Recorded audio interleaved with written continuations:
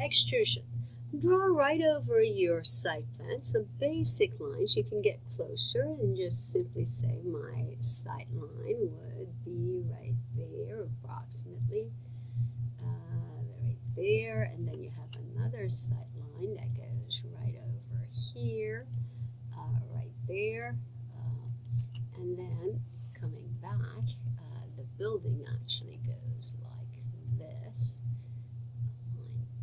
Way. And of course this is not very exact, but it's good enough for now, and later on you can actually refine it, and there you go, and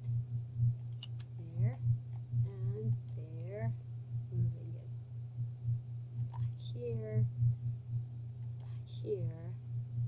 and straight. Alright, so now I have drawn the building and some basic guidelines. I'm just going to temporarily turn off the window, so hide the elements, so it shows my building. My building looks like this. Now if this line is the key line, and that's the more accurate line, I'm just basically going to copy it from that junction and put it over here. That allows me to draw a line that's perpendicular, or if I like to move it, I would like to move that line from that intersection. I have to get closer. When I see the X, I move it to the other X. It actually goes like that. Now if I wanted to erase the other line, I'd pick it, I hit delete. I'm going to now draw another line from this junction. This time I'm going to look for where it says 90 degree. 90 degrees here. See, if I go this way, goes 90 degree. So as soon as I see the pink 90 degree, I'm going to get rid of this line. Now I'm going to chamfer. If you pick a line, it allows you to modify. So I chamfer this line and that line. Chamfer this line and that line. Now that end is pretty accurate. Now I would like to copy this line from that junction, copy this line from that junction. I'm going to put it at this intersection, that intersection. So now I'm going to chamfer this line and the larger line that goes like this. I'm going to get rid of this one because now my lines are perfectly aligned. I'm now again going to copy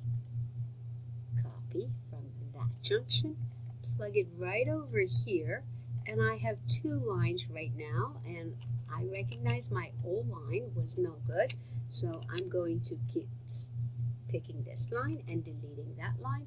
I accidentally hit something else, so I'm just going to go over here, make sure I get this line and delete it. Alright, now again I'm going to copy this line from that junction, plug it into this junction, and I recognize that I have a line that's closer to 90 degrees.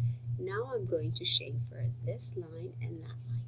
Now I would like to double check, make sure in fact that this line is 90 degrees to that line. So I go annotate,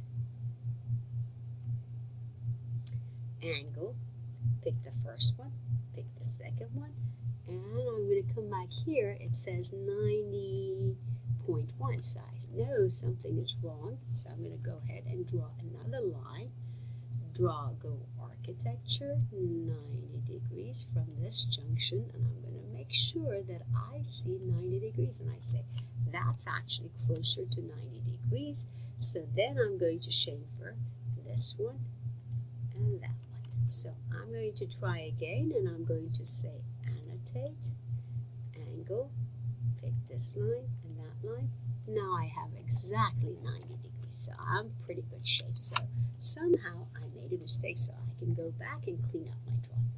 Now I have one continuous line perfectly enclosed. I want to turn it into a mass. So I go architecture, components, go to model in place, choose roof as a category. So roof as a category, I say okay.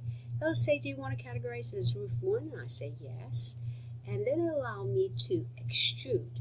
Since I'm in plan, I can straightly extrude. I can simply just pick by going to that, picks the lines, and since my lines are perfectly clean and they enclose, I'm going to come on over here and and I have to make sure that there's no double line, and I'm going to check.